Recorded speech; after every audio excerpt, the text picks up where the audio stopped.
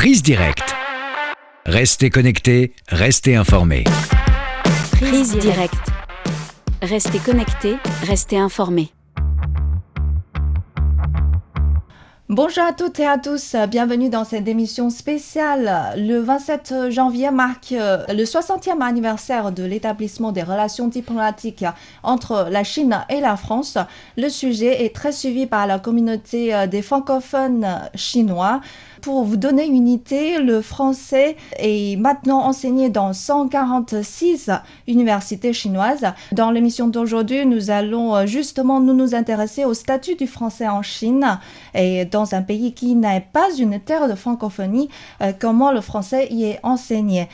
Pour en parler, je suis avec deux invités, professeur Wang Kun, vice-directeur de la faculté d'études françaises et francophones de l'Université des langues étrangères de Beijing, et Christophe Troel, professeur de français dans l'Université de Pékin. Donc, professeur Wang Kun, je vais commencer avec vous, puisque l'Université des langues étrangères de Pékin est précurseur dans l'enseignement du français en Chine.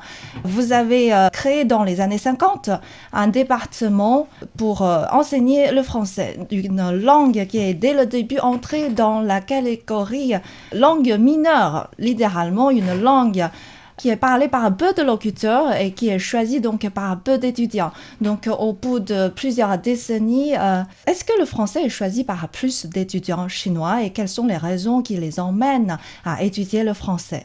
Oui, bonjour à tous. Donc c'est une question que je voudrais corriger un petit peu parce que la langue française n'est pas une langue mineure, ni dans le monde, ni en Chine actuellement. En fait, effectivement, vous l'avez évoqué, que notre faculté, qui s'appelait le département de français, a été fondée en 1950, juste après la fondation de la République populaire de Chine. Donc nous avons établi en même temps avec l'espagnol, l'allemand et le français en même temps. C'était un choix pour la diplomatie chinoise d'alors, c'est-à-dire qu'il nous manquait de diplomates réellement à la Nouvelle-Chine. Donc nous avons besoin de former les gens en compétences linguistiques pour pouvoir communiquer avec le reste du monde. Donc le français a été choisi justement parce que c'est une langue importante, c'est une langue internationale qui est parlée par le monde diplomatique, mais non seulement, et qui est parlé également par beaucoup de pays francophones, notamment en Afrique. Donc, il y a quand même beaucoup d'étudiants qui ont été formés en langue pour devenir diplomates ou des personnels qui travaillent dans le milieu des affaires étrangères. Bien sûr, d'autres ont choisi de travailler dans d'autres domaines, comme le ministère de la Culture ou le tourisme, etc. Mais dans l'ensemble, la langue française a été considérée comme une langue majeure ou importante. Par contre, son utilisation en Chine elle-même est relativement restreinte parce que la Chine n'a pas développé beaucoup de relations avec le monde extérieur jusqu'à la veille de la réforme et l'ouverture en 1979. Et après, donc on a connu un boom. Bien sûr, j'ai oublié d'évoquer que l'époque de l'établissement, justement, vous l'avez évoqué au début de cette émission, l'établissement de la relation diplomatique entre la Chine et la France, donc le 1964, donc une année importante où on a aussi connu une croissance en nombre de personnes qui viennent apprendre la langue française. Le deuxième pic arrive bien sûr après la réforme et l'ouverture.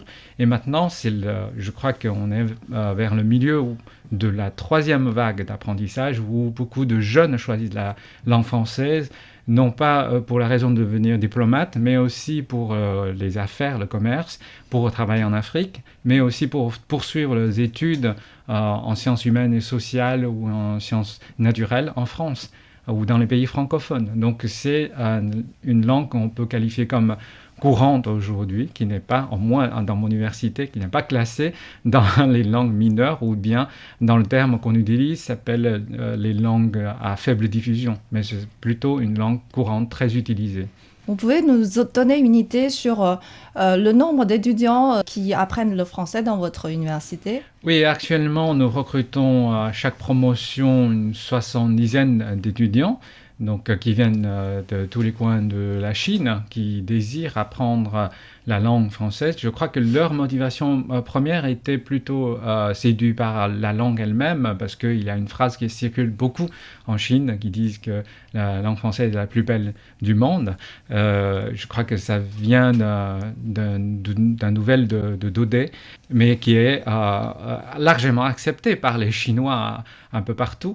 Et deuxièmement, je crois que les étudiants sont également attirés ou fascinés par la littérature française, notamment pour son époque du romantisme ou du réalisme.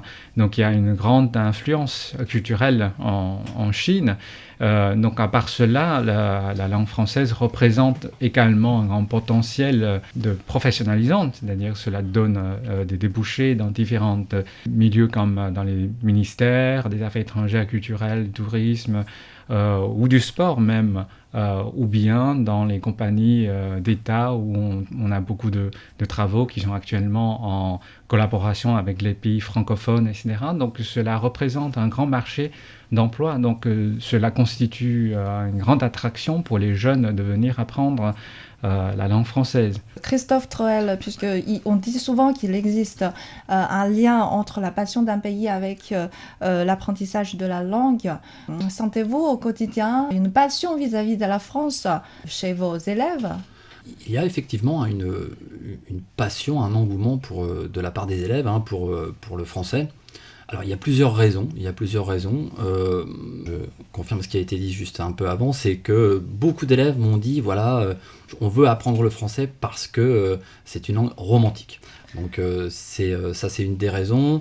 Il y a aussi des élèves qui ont différentes passions. Par exemple, j'ai rencontré pas mal d'élèves qui sont très intéressés par les comédies musicales françaises, des choses comme ça. Donc d'autres étudiants, pour des raisons, on va dire, un peu plus pragmatiques, donc des étudiants qui voudraient poursuivre leurs études en France ou au Canada, ou aussi des étudiants, j'ai rencontré des étudiants qui sont partis déjà travailler en Afrique, d'autres étudiants qui aimeraient travailler avec l'Afrique. Donc ça, c'est plusieurs raisons qui font que les étudiants veulent apprendre le français.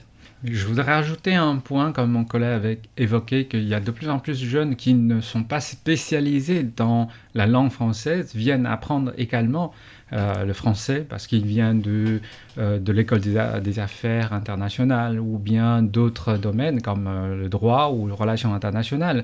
Aujourd'hui, nous formons également les personnes compétentes non seulement en langue, souvent bilingues, anglais-français, mais également dans d'autres matières comme relations internationales ou la politique internationale, ou bien le droit ou bien l'économie mondiale pour pouvoir travailler dans les organisations internationales pour représenter la Chine et de faire la part de contribution de la Chine dans le monde.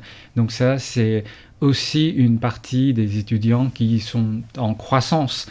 Nous constatons qu'il y a plus d'étudiants qui viennent apprendre la langue française comme leur deuxième langue, voire troisième langue étrangère, mais pour pouvoir travailler par la suite dans le monde, et notamment dans les organisations internationales qui prônent souvent le bilinguisme ou le multiculturalisme. Donc c'est aussi un groupe d'étudiants en croissance très importante pour l'enseignement de la langue française. Le français est déjà un outil pour développer d'autres carrières professionnelles. Les motivations sont là, puisque vous avez cité autant de raisons pour apprendre le français, mais il faut dire que le français est une langue très difficile. Moi, j'ai appris le français à l'université, c'était il y a déjà plus de 20 ans, et après 4 ans d'études à l'université, je dois dire que mon français était loin suffisant de communiquer librement avec les Français, puisque à l'époque, on manquait d'occasions pour pratiquer l'oral, pour pratiquer l'écoute, mais maintenant, ça a changé aujourd'hui. On a connu ces dernières années d'énormes progrès technologiques. Donc, professeur Wang Kun, est-ce que ces nouvelles technologies ont-elles transformé la façon de donner l'enseignement du français et quels sont les nouveaux outils pédagogiques que vous mettez en place dans l'université ? Je crois que la technologie vient innover constamment notre mode d'enseignement, mais pas vraiment le contenu. C'est-à-dire que les étudiants ont besoin toujours un besoin constant de connaître à la fois la langue, la culture, la manière de la politesse, donc la conduite et la façon de s'entendre avec une autre culture, les gens venus d'une autre culture, etc. Donc le contenu reste relativement stable. Par contre, les moyens de pouvoir donc s'approprier de ces connaissances, de ces compétences changent. Donc nous avions quand j'étais à l'université, il n'y avait pas encore l'Internet, mais ensuite il y a eu l'Internet, il y a eu le PC, et ensuite il y a eu aujourd'hui ce qu'on appelle téléphone portable, les smartphones, et les mégadata, aujourd'hui l'intelligence artificielle. Donc la technologie continue à s'avancer et les modes d'apprentissage viennent avec. Et nous, à l'université, bien sûr, nous devons nous adapter au mode d'apprentissage des étudiants pour pouvoir rester dans le même longueur d'onde, je dirais, avec les étudiants pour capter leur attention et de leur transmettre toujours cette partie de connaissances transculturelles ou interculturelles pour pouvoir réaliser la communication, la médiation, etc.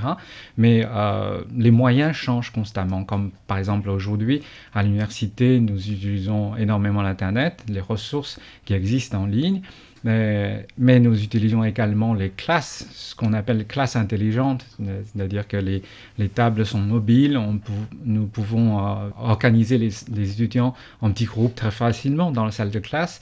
Nous avons plusieurs écrans, les étudiants peuvent contrôler un écran pour pouvoir dialoguer avec les professeurs, montrer leurs résultats de leur exposé, etc. Donc il y a beaucoup de moyens qui sont innovés. Par contre, je crois que le noyau de notre enseignement reste à peu près les mêmes. Il suffit que les enseignants restent, donc, disons en quelque sorte, branchés avec l'avancée technologique, et nous enseignons actuellement la traduction de la machine. Dans la salle de classe, nous essayons de faire comparer aux étudiants les différents résultats de traduction par les machines et de comparer avec leurs devoirs et l'édition déjà publiée pour leur faire dire quelle est la différence, quels sont les avantages des machines, quels sont les avantages des humains, et est-ce que vous pouvez tirer quelque chose du résultat de travail de machine et comment on peut profiter, maîtriser, mieux gérer le travail de machine pour pouvoir être assisté dans l'avenir dans la traduction réalisée par les êtres humains, et quelle est la distance entre nous et les traducteurs, les auteurs professionnels, et donc comment améliorer ce côté humain de notre traduction, etc. Donc déjà, tout ça existe dans notre salle de classe. Et puisqu'on a aujourd'hui un professeur très branché ici, c'est Christophe Truel, puisque vous avez une chaîne sur les réseaux sociaux chinois pour enseigner le français. Est-ce que ce cours est totalement différent de celui que vous donnez dans l'université de Pékin ? Effectivement, donc on a une petite chaîne qu'on tient avec mon épouse. Ce qu'on met, les vidéos qu'on met sur la chaîne sont différents. Ça n'a rien à voir avec un cours. Parce que déjà, un cours, voilà, c'est pas la même durée que les vidéos. Un cours, on suit en général une trame. Dans les vidéos, c'est pas en lien directement avec le cours, mais je m'inspire souvent des cours. On discute avec des étudiants et puis une idée me vient et je fais la vidéo en complément. Donc ça peut être des sujets, comment s'excuser en français, voilà. Par exemple, on avait organisé un petit repas de Noël avec des étudiants et on regardait la télévision. Et puis certains étudiants étaient très intéressés. On regardait une série qui s'appelle Tintin et Milou. Dans cette série, voilà, il y a du vieux français, des vieux mots de français, notamment des vieux jurons. Donc j'ai fait une vidéo là-dessus parce que les étudiants, ça les faisait sourire. J'ai fait aussi des vidéos sur les comédies musicales où j'expliquais un petit peu le texte des chansons. Parce que voilà, ça intéressait aussi les étudiants. Puisque sans vous mentir, j'ai appris des choses dans votre cours. Par exemple, pour dire super, on dit c'est ouf. Puisque c'est une façon de dire parmi les jeunes. On prend à l'envers les mots. Donc au lieu de dire c'est fou, on dit c'est ouf. Et au lieu de dire bizarre, On dit zarbi. Zarbi. Zarbi. Donc c'est rigolo, c'est zargot en français. Oui, alors On ça... l'apprend pas dans les cours formels. Le verlan. Le verlan, Le voilà. verlan, Alors ouais. j'avais passé un film à des étudiants et on avait regardé un film sur le verlan. Voilà, ça expliquait l'histoire du verlan en français. Et je me suis dit, pour compléter ce cours, je vais faire une petite vidéo avec quelques exemples. Donc voilà, donc toutes ces vidéos sont inspirées de mes cours que je donne, mais ça reste très différent d'un cours à l'université. C'est pas la même chose, ça vient en complément. Je crois que ça fait du bien de connaître quelques mots familiers en français, puisque ça peut aider. Ça peut nous aider si on veut faire des études en France. Oui, effectivement, c'est très utile pour les étudiants qui se préparent pour aller en France. Ouais. Voilà, alors justement, je prévois de faire une autre vidéo sur on va dire, sur l'argot. Quelques petits mots d'argot, parce qu'aujourd'hui, par exemple, les étudiants, quand en France, vous êtes en France, ils ne vous disent pas bonjour, ils vont vous dire wesh. Donc, wesh, ouais, Wesh. alors, wesh, ouais, tous les lycéens parlent comme ça, les étudiants aussi. Et c'est vraiment très présent. Ils parlent tous comme ça. Donc, tous ces petits mots-là, il faut les connaître pour savoir, voilà, parce qu'on peut vous dire bonjour en vous disant wesh, mais on peut vous dire, si on vous dit wesh, ça veut dire aussi comment. Donc voilà, il y a plusieurs façons, plusieurs sens dans tous ces petits mots. Donc je vais faire une vidéo là-dessus très bientôt sur ces petits mots. Je crois que si un Chinois dit bonjour par wesh à un Français, ce Français va peut-être faire preuve de plus d'hospitalité. Ouais. Alors voilà, et puis alors bien sûr, faut pas... C'est des mots qu'il ne faut pas utiliser dans n'importe quelle situation. Oui. Si vous cherchez un stage, vous allez dans une entreprise, vous ne dites pas ça au recruteur. Voilà, c'est faux. Ce sera le flop. Ouais, ça risque de pas très bien passer. Ouais. Mais c'est comme ça que les jeunes parlent, c'est comme ça que les jeunes s'expriment dans les universités. Donc il faut connaître tous ces petits mots-là, le verlan, l'argot.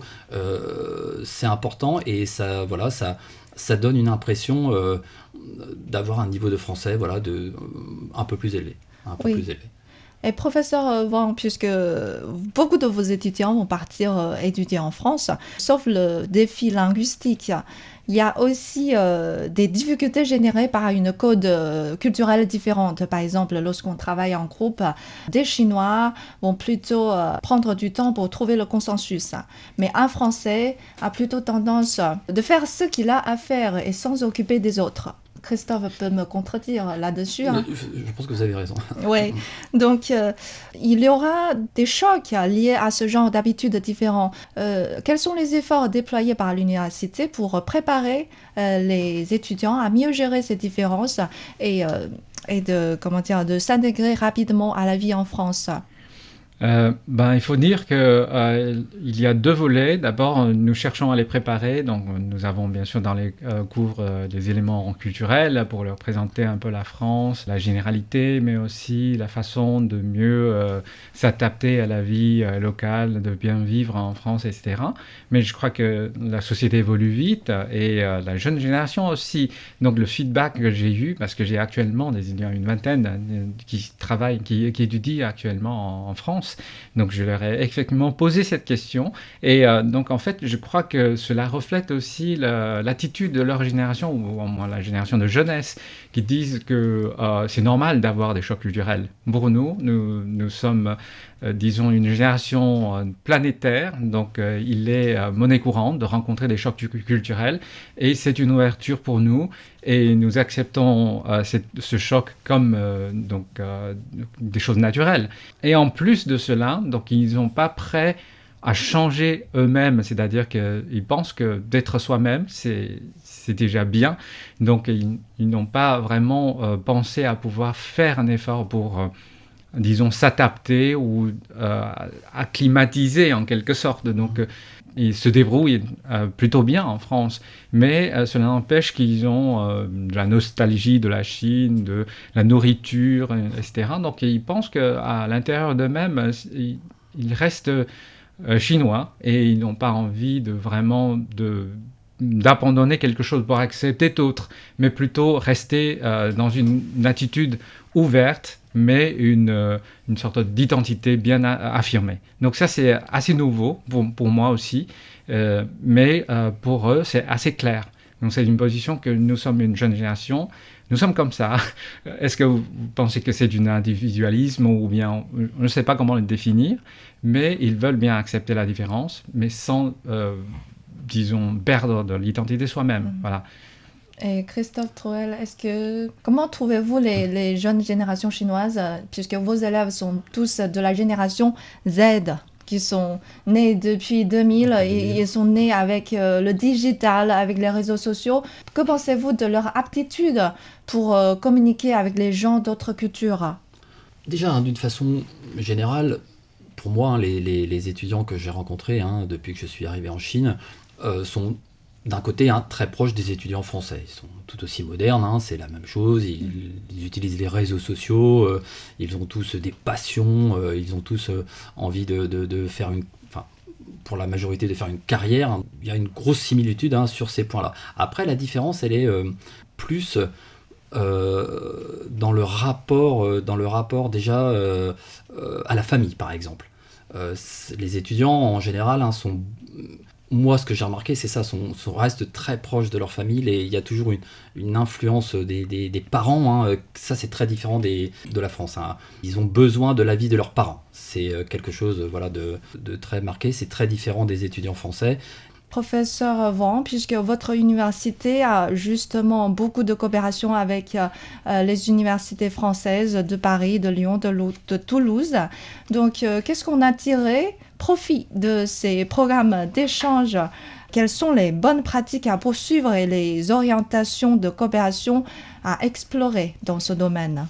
Justement, en fait, je crois que hier, à l'ambassade de France, on a fêté dans le cadre du 60e anniversaire de la relation diplomatique, cet événement, c'est-à-dire dans les étudiants qui ont fait leurs études en France, qui ont leur propre association, ils ont fêté parce que le premier échange, je crois, si ma mémoire est bonne, date de 1984. Donc c'est entre Sciences Po Paris et l'Université de la diplomatie. À partir de là, donc, il y a eu beaucoup d'étudiants qui ont fait le parcours d'aller étudier en France, séjourner plus ou moins longuement en France pour les diplômes ou bien pour la formation continue. Donc c'est un événement très important parce que ce genre de pratique a son écho dans l'histoire de la Chine. Vers la fin de la Première Guerre mondiale, il y a la première vague, donc ça s'appelle le mouvement travail-études. Beaucoup de jeunes Chinois sont partis pour la France, à la fois pour travailler et pour étudier. Parmi ces étudiants-là, il y avait déjà les premiers leaders, donc les futurs leaders du Parti communiste chinois, etc. Donc il y a un lien très, très long avec la France, avec l'éducation française. Donc c'est pour cela que dans le monde de l'éducation, la Chine et la France ont beaucoup à se dialoguer. Nous avons effectivement une vingtaine de conventions de coopération avec l'université française et les pays francophones aussi. Nous envoyons chaque année régulièrement des étudiants, à peu près une vingtaine à une trentaine d'étudiants à l'étranger. Et malheureusement, pendant le Covid, cela a été interrompu pendant 3 ans. Et je suis très content de voir qu'à partir de l'année dernière, cela a été repris. Donc les étudiants ont pu partir de nouveau, faire leur séjour. Souvent, c'est 1 an ou un semestre à l'étranger. Donc c'est une expérience très bénéfique pour les étudiants, à la fois pour leur niveau linguistique. Donc ils peuvent bien sûr pratiquer leur langue française, améliorer leur oral, mais en même temps, ils sont ouverts, exposés à une autre culture. Donc ils peuvent commencer à s'habituer à dialoguer avec une autre culture, de trouver sa position, de pouvoir s'entendre avec les gens venus d'autres horizons, non seulement de la France, mais aussi d'autres liens internationaux. Et troisièmement, ils peuvent s'habituer à d'autres modes d'enseignement différents de la Chine. Donc, ils ont une autre ouverture académique qui leur permet de réfléchir sur le choix dans l'avenir de poursuivre ou pas leurs études en master, en doctorat, dans certains domaines. Donc, c'est une découverte intellectuelle très importante pour certains. Je crois que dans l'ensemble, donc, ça reste souvent une expérience importante et souvent une mémoire inoubliable pour ces étudiants-là. Et j'ai ici une piste de coopération dans le futur, puisque novembre dernier a eu lieu justement à l'université de Pétain un forum de haut niveau sur les échanges humains entre la Chine et la France. Et la ministre de la diplomatie de l'époque a dit dans son discours de vouloir doubler le nombre d'enseignants de français en Chine d'ici 2030. Professeur Troel, oui. Quelle est votre interprétation de cet objectif ? Alors, puisque les opportunités d'être professeur de français se multiplieront alors. C'est clair qu'il y a beaucoup de travail. Par exemple, tout à l'heure, on parlait de l'oral et donc notamment des échanges entre les universités, donc des élèves qui partent à l'étranger faire une année ou un semestre. Moi, j'ai constaté que ces élèves qui reviennent ont à l'oral un meilleur niveau. Ça, forcément, ça demande du temps, ça a un coût pour eux aussi peut-être, pour les familles. Donc, faire venir des professeurs de français en Chine, ça peut être très bénéfique pour les élèves. Et professeur Van Koon, quelle est votre interprétation ? Oui, je partage tout à fait l'avis de mon collègue. Je pense que maintenant, il nous manque de professeurs français dans l'université, justement parce qu'il n'y a pas beaucoup sur le marché de travail. Donc, donc nous constatons que les deux gouvernements facilitent donc, le processus, la formalité, pour permettre à plus d'enseignants de langue française à venir en Chine, ce serait une bonne chose, pour tous les départements de français en Chine que vous avez évoqués. Il y a maintenant moins 160 départements de français, mais cela ne se limite pas à cela, parce que j'ai évoqué tout à l'heure que dans d'autres facultés, il y a le besoin des étudiants de différentes disciplines et de spécialités qui cherchent également à apprendre la langue française pour pouvoir dynamiser leur carrière dans l'avenir. Le besoin est en croissance, donc c'est une bonne décision que nous accueillons à bras ouverts, je pense. Peut-être quelques mots à la fin à propos de cette coopération universitaire. Christophe Troel, quelle est votre attente dans ce domaine ? Dans ce domaine, en ce qui me concerne, c'est vraiment l'amélioration des échanges linguistiques. Donc aujourd'hui, il y a certainement possibilité d'utiliser la technologie pour améliorer ces échanges. Plutôt que de faire déplacer peut-être physiquement un élève en France, on pourrait imaginer un échange entre une université, donc des étudiants chinois qui apprennent le français en Chine et puis des étudiants français qui apprennent le chinois en France. On pourrait peut-être créer une sorte de plateforme où durant des cours, les élèves pourraient discuter entre eux. Voilà, donc il y a certainement beaucoup de choses à faire là-dessus. Et professeur Van Koon ? Et pour moi, je pense que nous avons intérêt à agrandir ce nombre d'échanges d'étudiants, c'est-à-dire qu'actuellement, le gouvernement a des projets de multiplier le nombre d'échanges ou de visites mutuelles des jeunes personnes entre les différents pays. Donc je pense que ce sera une bonne idée d'inviter les jeunes Français à venir en Chine et visiter et de rencontrer donc les jeunes Chinois, de parler des sujets qui leur intéressent donc en commun, pour permettre également à plus de jeunes Chinois à aller en France pour mieux connaître le pays, non seulement l'aspect touristique ou les Jeux Olympiques, mais je crois qu'il y a beaucoup plus de choses intéressantes en France à découvrir à travers ces 60 années de relations bilatérales. Il y a déjà eu beaucoup de projets et de programmes à la fois dans les échanges culturels, donc la gastronomie, le film, les romans, etc., etc. Donc il y a beaucoup plus d'aspects à découvrir, à redécouvrir et à explorer dans l'avenir. Donc je crois qu'il est plus important de franchir le pas, c'est-à-dire de faire le premier pas vers l'autre à une époque où tout semble facile par l'Internet, mais en fait le contact humain entre les deux personnes, cela ne sera pas vraiment remplacé par la machine. Donc je pense que le plus important, c'est de faire rencontrer les gens, faire rencontrer notre jeune génération. Voilà, c'est à force de rencontrer des camarades chinois, des camarades français que le sentiment d'étrangeté peut disparaître. On se rapproche petit à petit. Donc, merci à vous pour participer à notre émission. Merci à vous. Merci. Prise directe. Restez connectés, restez informés. Prise directe. Restez connectés, restez informés.